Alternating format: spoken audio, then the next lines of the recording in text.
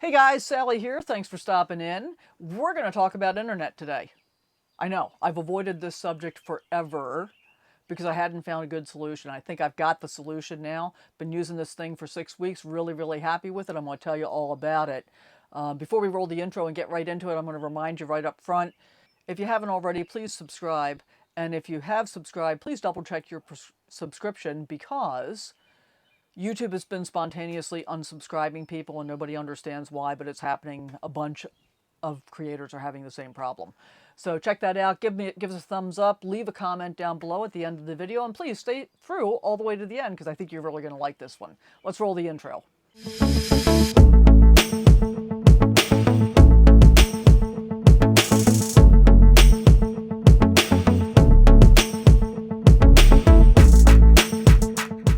So here's the thing. Internet is pretty much ubiquitous in our lives now. And the circumstances that I've had, well, I'm frugal. I am. I don't want to spend a whole lot of money on stuff, especially if it's not perfect. And so what were some of the alternatives to the solution I've come up with, which I'll tell you about in just a minute. So one of the alternatives, one of the most popular ones right now, is Starlink. Here's the deal. Part of my modus operandi is when I'm camped, I don't leave anything outside that I would be disappointed in having to drive away from. And Starlink doesn't fit that bill for me. One of the reasons that I went to a Class C RV instead of my travel trailer was that I never wanted to go outside if I felt uncomfortable in order to be able to leave. So with Starlink, for me, part of the problem is, first of all, I got, $600 or $700 worth of equipment sitting outside, and I don't really want to drive away from that. And it's tethered to the router inside by a cable that runs, God knows where. You can mount it on a flagpole, to your ladder in the back. Some people will do it on the front of their trailer hitches with a flagpole buddy kind of thing. So at least it's kind of attached to your RV. And I guess under those circumstances, you could maybe drive away with it. But would you want to? Probably not. And then the other issue for me with Starlink, another issue for me with Starlink, is not only is the upfront cost expensive, but the monthly cost is pretty high. It's just gone up to $150 a month recently. And I'm just not willing to spend that much. So one of the other issues for Starlink is, it's not only the upfront cost, but it's $150 a month. It just went up recently. And I'm just not willing to spend that much. That's a lot of money.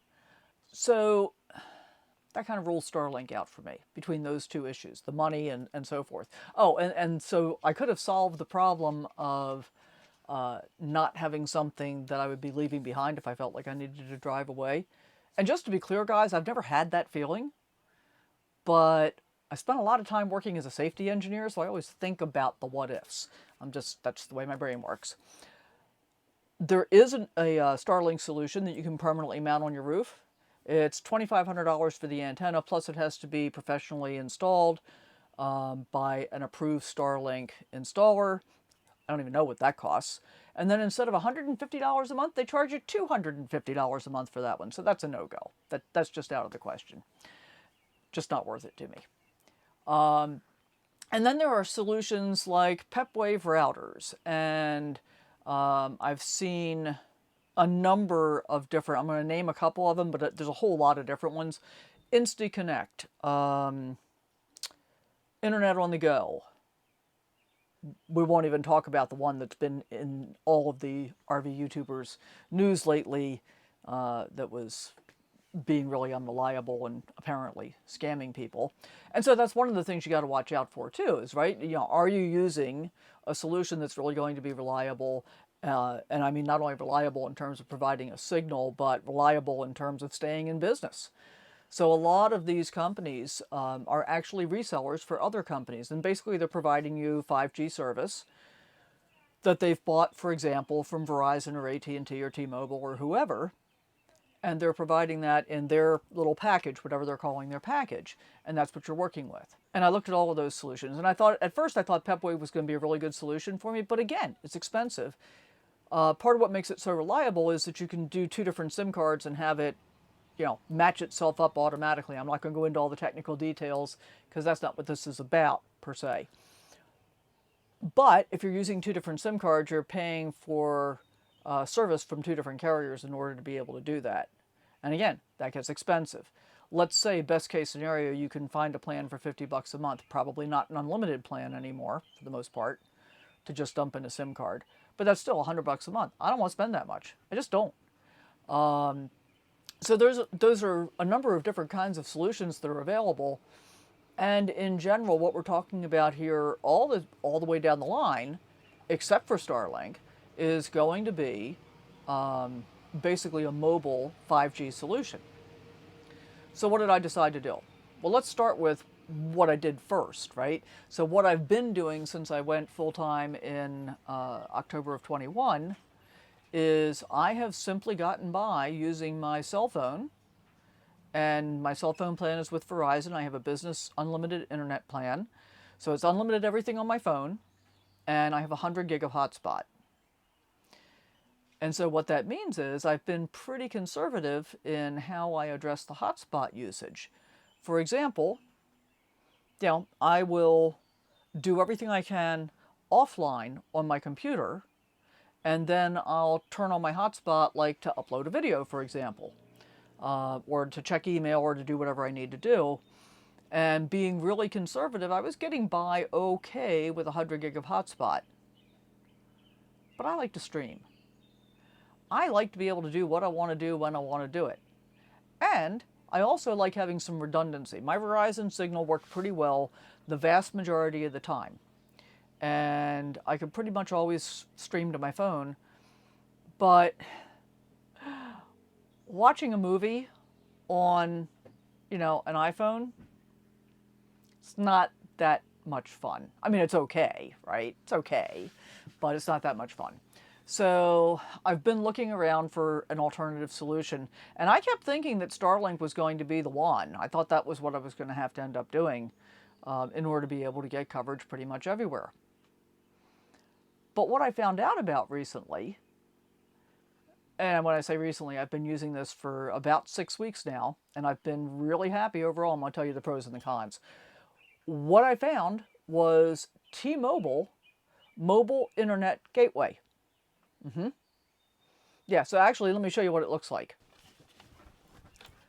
This is it. This is my internet gateway, and it's got a couple buttons on the front. So like, it'll tell you what your signal strength is.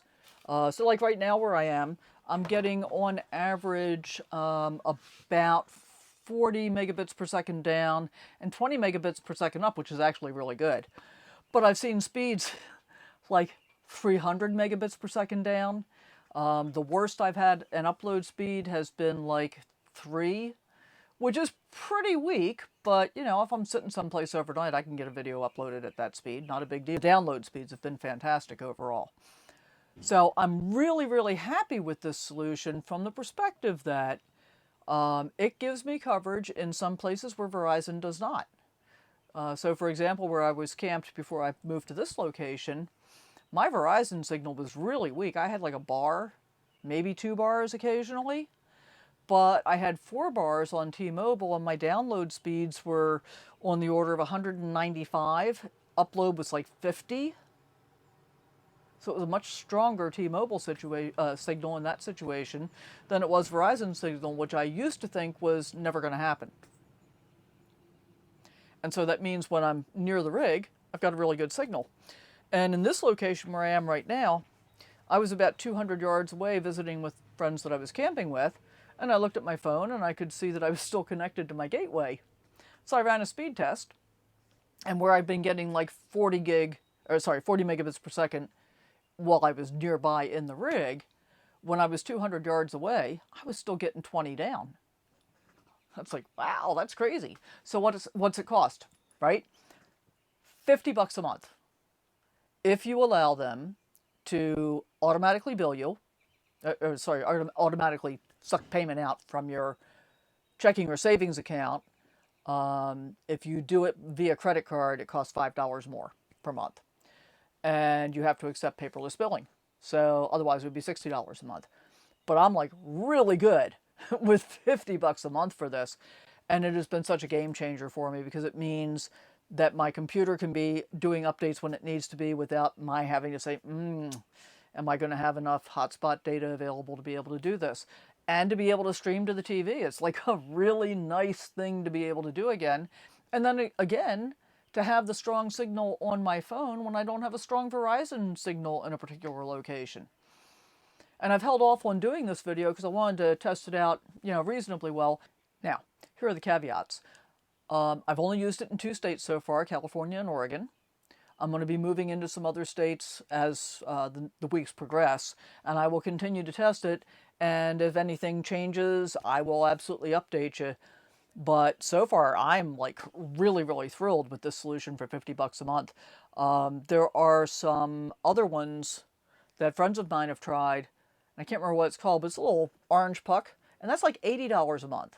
And it's a smaller unit, which makes me think that it probably has a much smaller antenna and potentially a less good signal as a result of that.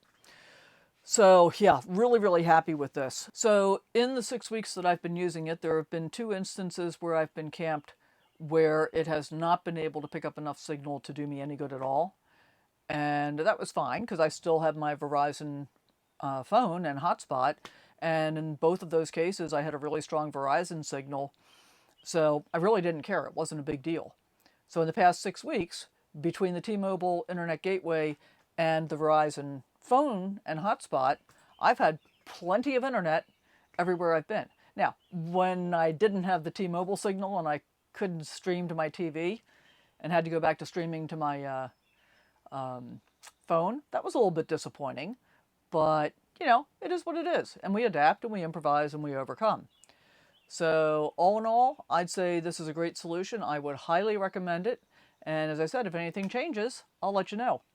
And really, is it okay to travel with it? That's the other thing. Because I asked when I went to the T-Mobile store to get the unit, and they said, yeah, absolutely. We have a lot of truckers that get them so that they can have internet available, like when they're stopped, especially for rest periods and stuff like that. So yeah, they've got no issue with having you travel with it. Here's another hint. At least at the time that I got it, they were offering a $50, I think, MasterCard rebate, basically, as in they'll give you a debit card that comes like 3 or 4 months after you've had the service, if you get the personal version, the home internet version. If you buy the business version, the price was exactly the same. The features, everything's exactly the same, but instead of a $50 debit card, you get a $100 debit card. So I went with the business version. Just saying. I don't have the debit card yet. I haven't had it long enough to get that. And that's just a bonus as far as I'm concerned. And then the other thing about this is that, at least at the time that I got it, so depending on when you're watching this, it may or may not be true, but once you sign up for that $50 a month, that price never changes as long as you keep the service active. If you ever disconnect the service and then go back again, it could change. But as long as you keep the service active, it never changes. And I think that's pretty special too. So, hope you got something out of this. Please leave me a comment down below. Let me know what you thought. And I'll look forward to seeing you on the next video. Hey, thanks for hanging out with me. Hope you enjoyed this video. If you did, I'd appreciate it if you subscribe, hit that thumbs up button, and always remember to sally forth. Live your best life. Go out and adventure in whatever way works for you.